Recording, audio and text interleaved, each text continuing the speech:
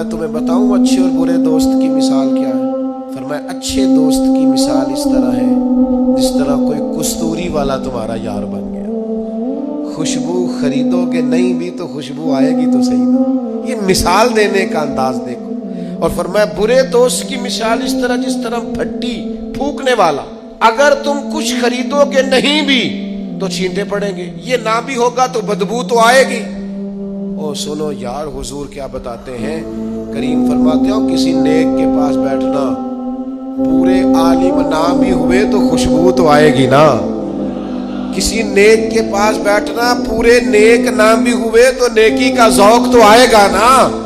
او کسی اللہ والے سے دوستی کر لینا، تمہارے اندر سے رب کریم کی محبت کے جلوے کا عکس تو نظر آئے گا نا۔